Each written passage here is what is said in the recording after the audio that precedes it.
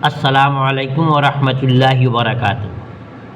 جی student, آپ لوگوں نے عربی آبجیکٹیو پڑھا ہوگا جو بہت ہی امپورٹنٹ کوشچن دیا گیا ہے، اور اس سے پہلے بھی ہم نے ایک ویڈیو دیا ہے سبجیکٹیو کے تعلق سے، جس میں کچھ شعراء کرام کے حالات کو دیا گیا ہے جو بہت ہی امپورٹنٹ ہے۔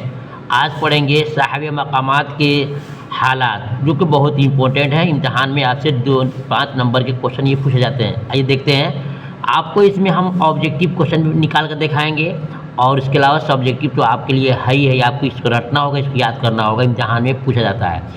سوال ہے کہ اکتبوا نبذا من حوال حیات لصاحب المقامات، یعنی کہہ رہا ہے کہ صاحب مقامات کے بارے میں آپ کیا جانتے ہیں، اس کو لکھیے، جو کہ بہت ہی امپورٹنٹ کوشچن ہے۔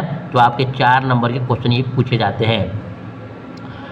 تو یاد رکھیے گا کہ یہ آپ کے لیے ویڈیو بہت ہیلپ فل ہوگی، اور یہ وہ تمام اسٹوڈنٹ کے لیے ہے جنہوں نے مولوی کے فارم بھرا ہے، چاہے وہ آرٹس سے ہوں، سائنس سے ہوں، کامرس ہو یا پھر اسلامیات کے لو۔ عربی اور اردو بالکل سیم ٹو سیم سب کا ایک ہی ہے۔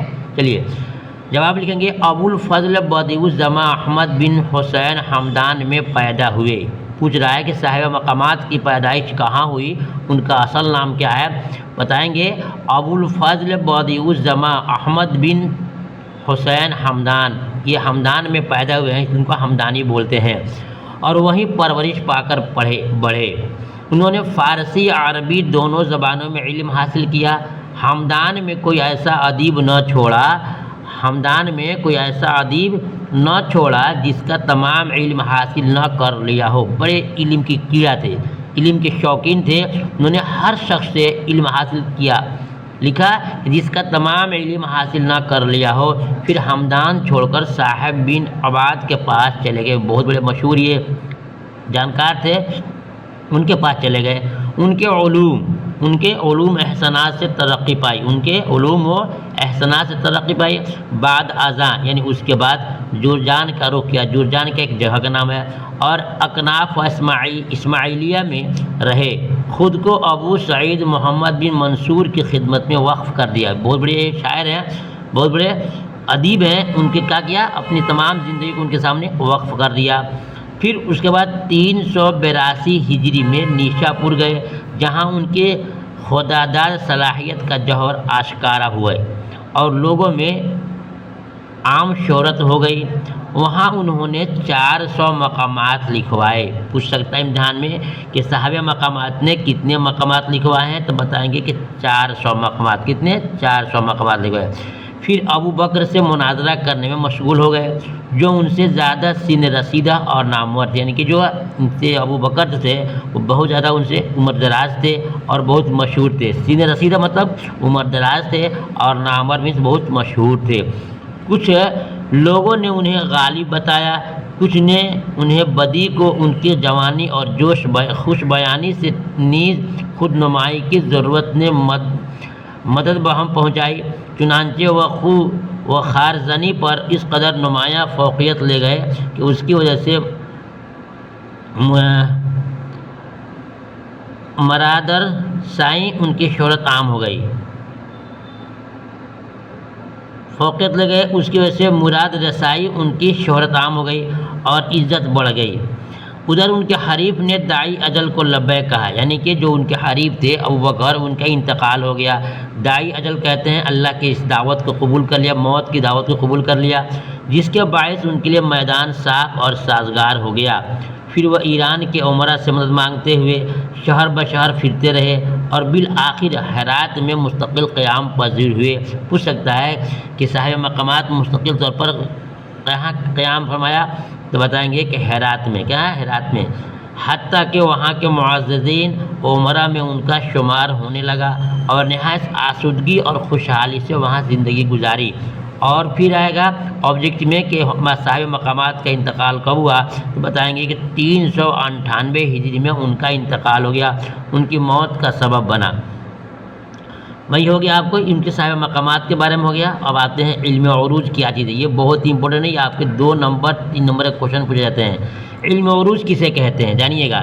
علم عروج کسے کہتے ہیں یہ آپ کو جاننا ہے۔ علم عروج کے بارے میں امتحان میں پوچھتا ہے۔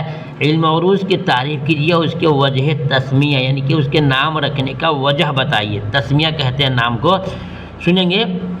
اصطلاح میں عروج اس علم کو کہتے ہیں جس میں شعر کے صحیح فاسد اوزان کے معرفت سے بحث کی جاتی ہے۔ یہ گرامر میں آتا ہے کہ علم عروج کسے کہتے ہیں، تو بولیں گے جس میں شعر و شاعری کے اوزان کو، قافیہ ردیف کو پرکھا جائے، جانچا جائے، اس کو ہم علم عروج کہتے ہیں۔ اگر پوچھ دیں آپ سے اس کی تعریف لکھیے، لکھیں گے اصطلاح میں عروج اس علم کو کہتے ہیں جس میں شعر کے صحیح اور فاسد یعنی کہ اچھا اور غلط اوزان کے معرفت سے بحث کی جاتی ہے۔ اس کا موضوع شعر بحیثیت وزن اور غرض و غایت، شعر کے صحیح غلط اوزان میں تمیز کرنا، یہ علم عروج کی تعریف ہے اور اس کے علم غرض و غایت ہے۔ اب دیکھ پوچھ سکتا ہے امتحان میں علم عروج کا بانی کون ہے، کس نے علم عروج کو ایجاد کیا؟ لکھا ہے علم عروج کا موجد خلیل بن احمد بصری ہے۔ خلیل بن احمد بصری ہے۔ امتحان میں پوچھ سکتا ہے علم عروج کا موجد کون ہے؟ موجد کہتے ہیں ایجاد کرنے والا، پیدا کرنے والا، لکھنے والا، بنانے والا، بتائیں گے خلیل ابن احمد بصری ہیں۔ خلیل ابن احمد بصری ہے کیونکہ وہ اس علم کو ایجاد کرتے وقت مکہ معظمہ میں تھا اور خانہ کعبہ کا ایک نام عروج بھی ہے، اس لیے تبرکاً اس نے اس علم کو اس کے طرف منسوب کر کے اس کا نام علم عروج رکھ دیا۔ بعض لوگ وجہ تسمیہ یہ بتاتے ہیں کہ شعر کو اس پر عرض یعنی جانچتے ہیں تاکہ موضوع اور غیر موضوع میں فرق معلوم ہو جائے، اس لیے اس کا نام علم عروج رکھا گیا۔ اس کو ایک سے خاص طور سے وہ اسٹوڈنٹ جو مدارس کے اندر پڑھتے ہیں اور وہ تقریباً قافیہ قدوری پڑھتے ہوں گے یا پھر مطلب کہ نحو صرف پڑھتے ہوں گے، ان کی اس کے بارے میں جانکاری بہت جلد ہو جائے گی۔ یاد رکھیے علم عروج کا موجد خلیل بن احمد بصری ہے اور اس کی وجہ تسمیہ یہ ہے کہ اس کو شعر کے اوزان کو، اس کے وزن کو پرکھنے کا یہ کام آتا ہے، اس لیے اس کا نام علم عروج رکھا گیا ہے۔ اب آئیے ایک اور سوال ہے جو بہت ہی امپورٹنٹ ہے، پوچھتا ہے سبب وتد فاصلہ کی تعریف کرتے اس کے اقسام کو مع تعریف بیان کیجیے۔ سبب کسے کہتے ہیں، وتد کسے کہتے ہیں اور فاصلہ کسے کہتے ہیں؟ سنیے گا۔ سبب دو حرفی کلمہ کو کہتے ہیں، اس کی دو قسمیں ہیں۔ سبب دو حرفی کلمہ کو کہتے ہیں اور اس کی دو قسمیں ہیں۔ یہاں پر آپ نے سیکھا کہ سبب کسے کہتے ہیں، سبب دو حرفی کلمہ کو کہتے ہیں، اور پوچھے گا سبب کی کتنی قسمیں، بتائیں گے سبب کی دو قسمیں، یہ آپ کے آبجیکٹو نکل رہا ہے، ٹھیک ہے۔ کون کون؟ ایک ہے سبب خفیف اور وہ دو حرفی لفظ جس کا پہلا حرف متحرک ہو اور دوسرا کیا ہے ساکن ہو۔ دیکھیے دو حرفی میں لکھا ہے قد، کیا لکھا ہے قد لکھا ہے، تو دیکھیں گے قد میں قاف پہلا حرف متحرک یعنی کہ اس پہ زبر ہے اور دوسرا حرف ساکن، اس کو بولتے ہیں سبب بولتے ہیں، اور یہ سبب خفیف ہے۔ اب دیکھتے ہیں دوسرا میں سبب ثقیل کسے کہتے ہیں؟ وہ دو حرفی لفظ جس میں دونوں متحرک ہوں، جیسے کہ بے کا، با پر بھی زیر ہے اور کا پر بھی زبر ہے، تو جس میں دونوں حرف متحرک ہو اس کو کیا بولیں گے؟ اس کے سبب ثقیل بولیں گے، اور پہلا حرف ساکن ہے، پہلا حرف متحرک ہے اور دوسرا حرف اگر ساکن ہے اس کو سبب خفیف بولیں گے۔ یہ آپ کو ڈیفینیشن تعریف یاد کر لینا ہوگا۔ نیکسٹ دیکھتے ہیں وتد کسے کہتے ہیں؟ تو وتد کہتے ہیں سے حرفی کلمہ کو وتد کہتے ہیں، اس کی بھی تین قسمیں، اس کی بھی دو قسمیں ہیں، یاد رکھیے گا دھیان سے۔ یہاں پر امتحان میں بہت پوچھتا ہے، کیا پوچھتا ہے؟ سبب کسے کہتے ہیں اور وتد کسے کہتے ہیں؟ کہ سبب کہتے ہیں دو حرفی لفظ کو اور وتد کہتے ہیں تین حرفی کو، سے بنا ہوتا ہے تین، تو معلوم گیا کہ سبب کیا ہے، دیکھیے دھیان سے، سبب کیا ہے؟ دو حرفی کلمہ ہے اور وتد کیا ہے؟ تین حرفی کلمہ ہے، اور اس کی بھی دو قسمیں ہیں۔ کون کون اس کو سنیے گا۔ ایک وتد مجموع، وہ سے حرفی لفظ جس کا تیسرا حرف ساکن ہو، اس کو بولتے ہیں وتد مجموع۔ یہاں ایگزامپل دیکھیے، بے کم، کیا ہے؟ بے کم، با پر زیر اور کا پر پیش اور میم پر جزم، تو کیا ہو گیا؟ وہ سے حرفی کلمہ، وہ سے حرفی لفظ اس میں تیسرا حرف کیا ہو؟ ساکن ہو، تیسرا حرف دیکھیے یہاں پر تیسرا، بے کم، با پر زیر، کا پر پیش اور میم پر جزم، کیا ہوگا؟ یہ وتد مجموع ہو گیا۔ اچھا وتد مفروق، دوسرا ہے وتد مفروق، وہ سے تین حرفی لفظ جس میں دو حرف متحرک کے بیچ میں ایک ساکن ہو، جیسے قام، قاف، الف زبر قا، قاف پر حرکت ہے یعنی زبر ہے، الف پر جزم ہے اور میم پر پھر کیا حرکت ہے.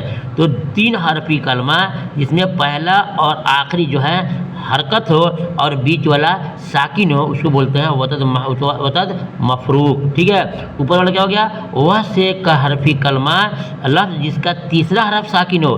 بیکم، دیکھ رہے ہیں بیکم، بیکم میں تیسرا حرف ساکن ہے، اور یہاں پر ہے کہ پہلا متحرک اور لاسٹ متحرک اور بیچ والا کیا ہے آپ کا ساکن ہے. یہ ہو گیا وتد مفروق. اس کی تعریف کو 1 سے 2 بار خوب دھیان سے سنیے گا اور اچھا رہے گا کہ آپ PDF لے لیں گے تو انشاءاللہ بہت آپ کو اچھا سے یاد رہے گا. اب دیکھیے ایک فاصلہ ہے. فاصلہ کسے کہتے ہیں؟ فاصلہ کی 2 قسمیں ہیں، صغرا اور کبرا. صغرا اور کبرا. فاصلہ صغرا 4 حرفی لفظ جس میں 3 متحرک کے بعد چوتھا حرف ساکن ہو. یہ بہت امتحان میں آتا ہے کہ فاصلہ صغرا کسے کہتے ہیں؟ 4 حرفی لفظ جس میں 3 متحرک کے بعد چوتھا حرف ساکن ہو. جیسے فعلت، فعلت. دیکھیے فا پر زبر، عین پر زبر، لام پر زبر اور تا پر کیا ہے ساکن ہے. سنا؟ تو 4 حرفی کلمہ فاصلہ صغرا ہے کہ پہلے کا 3 حرف متحرک ہوتا ہے اور چوتھا ساکن ہوتا ہے، اس کو فاصلہ صغرا کہتے ہیں. اب دیکھیے فاصلہ کبرا کسے کہتے ہیں؟ 5 حرفی لفظ جس میں 5واں حرف ساکن ہو، اس کو بولتے ہیں فاصلہ کبرا. یہ بہت امپورٹنٹ امتحان میں آپ کو یاد کرنا ہر حال میں پڑے گا. جیسے قاتلہم، قاتلہم، قاف پر زبر، تا پر زبر، لام پر زبر، ہا پر پیش اور 5واں میم ہے ساکن ہے. تو 5 حرفی کلمہ کو کہتے ہیں فاصلہ کبرا کہ شروع کا 4 جو متحرک ہوگا اور آخری والا ساکن ہوگا. پھر اس کو دھیان سنیے گا کہ فاصلہ صغرا میں ہے کہ 3 متحرک والا حرف ہو، یعنی 4 حرفی ہو لیکن پہلے کا 3 جو ہے متحرک ہوگا، آخری والا ساکن ہوگا. اور فاصلہ کبرا میں 5 حرفی لفظ ہے جس میں 5واں حرف ساکن ہو جائے قاتلہم. ٹھیک ہے، امید کرتا ہوں سمجھ گئے ہوں گے اور زیادہ آپ کو فائدہ ہوگا. PDF لے لیں گے تو بار بار اس کو پڑھیں گے، یاد کریں گے، اور جہاں بھی آپ کو ڈاؤٹ ہوگا یا سمجھ میں بات آپ کو نہیں آئے گی تو ہم سے آپ سے بات کر سکتے ہیں. اب آئیے اصطلاح ذیل کی تعریف لکھیے، بہت ہی امپورٹنٹ ہو گیا. مثمن، مسدس یا مربع یا مضاحک کسے کہتے ہیں؟ سنیے جواب. مثمن جس شعر کے دونوں مصروں میں 8 آتے ہوں، 8 مصرے آتے ہوں، 8 رکن ہوں، اسے مثمن کہتے ہیں، اسے مثمن کہتے ہیں. مسدس جس شعر کے دونوں مصروں میں 6 رکن ہوں، اسے مسدس کہتے ہیں. مربع جس شعر کے دونوں مصروں میں 4 رکن ہوں، اسے مربع کہتے ہیں یا پھر اس کو رباعی کہتے ہیں. یاد رکھیے گا. 2 کو بولتے ہیں دوہا، سن لیجیے گا، 2 کو بولتے ہیں دوہا اور 3 کو بولتے ہیں مثلث. کیا بولتے ہیں؟ مثلث. 4 کو بولتے ہیں رباعی، 5 کو بولتے ہیں مخمس اور 6 کو بولتے ہیں مسدس اور 7 کو بولتے ہیں مصبع اور 8 کو بولتے ہیں مسمن یا مسمن، جو بھی کہیے. تو یہ 8 چیزیں ہیں جو امتحان میں آپ سے پوچھا جاتا ہے کہ مسمن کسے کہتے ہیں، مسدس کسے کہتے ہیں. بولیں گے 4 لائن کے مصرع کو رباعی، 3 لائن کے شعر کو کیا بولتے ہیں مثلث اور 4 لائن کو رباعی یا مربع یا 5 لائن کو مخمس کیا کہتے ہیں اور 6 لائن کو مسدس کہتے ہیں اور 2 لائن کو دوہا بولتے ہیں اور 8 لائن کو مسمن کہتے ہیں. یہ آپ کو جاننا بہت ضروری ہے جو ہم نے آپ کو سکھا دیا، بتا دیا. اب آگے دیکھیے ایک اور چیز آ رہا ہے جو بہت ہی ضروری ہے. اکتبو انبذ من ترجمۃ لبدیع زمان حمدانی و خدماتہ فی الادب العربیہ. پوچھ رہا ہے کہ بدیع الزمان حمدانی جو ہیں ان کے خدمات کے بارے میں بتائیے، جو انہوں نے عربی ادب میں کام کیا ہے ان کے کام کے بارے میں بتائیے. یہاں آپ ہو سکتا ہے کہ ان کے کچھ اور خاص کوشچن مل جائے آبجیکٹو کے اعتبار سے، لہٰذا ویڈیو کو مکمل سنیے گا. ادبۂ ناقدین کلام نے علامہ بدیع الزمان حمدانی و علامہ حریری کے درمیان ادب اور انشاء کے اعتبار سے موازنہ کیا ہے. چنانچہ جس جماعت نے سبقت زمانہ ایجاد فن اور جمال اسلوب اور فصاحت کلام کا خیال کیا، اس نے علامہ حریری پر فضیلت دی. یہاں تک کہ ایک شخص نے سے پوچھا گیا کہ علامہ بدیع اور حریری میں کون بڑھا ہوا ہے، تو اس نے جواب دیا کہ بدیع تو بدیع الزمان تھا، یعنی کہ زمانے کا بہت بڑا جانکار تھا. علامہ حریری نے اعلیٰ درجے کی مہارت فی العربیہ اور فصاحت و بلاغت کے باوجود صنعت و مقامات نویسی میں علامہ بدیع کے اقتدا کی ہے، یعنی ان کے پیچھے رہے ہیں. انہوں انہوں نے خود علامہ بدیع کی برتری تسلیم کی ہے، یعنی کہ علامہ حریری جو ہیں وہ علامہ بدیع الزماں کی تعریف کرتے ہیں۔ اس کی یوں وضاحت کی ہے کہ میں علامہ بدیع کے نشان قدم پر اس طرح چلا جیسے خرلنگ اسپ سمند پاؤں کے نشان قدم پر چلتا ہے۔ مطلب یہ ہوا کہ پوچھ دے امتحان میں کہ علامہ حریری بڑے ہیں یا بدیع الزماں ہیں، بتائیں گے کہ علامہ بدیع الزماں ان سے بڑے ہیں، اور علامہ حریری نے ان کے نقش قدم پہ چلنے کی کوشش کیا ہے۔ یہ وہ تمام چیزیں تھی جو ہم نے آپ کو 2 ویڈیو میں دیا۔ اگر آپ کے 1 سے 2 بار ویڈیو کو سن لیتے ہیں اور PDF لے کے اس کو رٹ لیتے ہیں تو سمجھیے آپ کا 10 نمبر پکا انشاءاللہ امتحان میں آ جائے گا۔ پھر ملوں گا دوسری ویڈیو میں اس بات کو کہتے ہوئے بڑی کاوش کوشش سے کتابوں سے چن نکال کر کے آپ کو دیا جا رہا ہے، آپ ویڈیو کو ضرور لائک کریں گے، آپ کی مہربانی ہوگی۔ پھر ملوں گا کوئی خاص چیز لے کر کے آپ ہی کے سبجیکٹ کا، تب تک کہ اللہ حافظ۔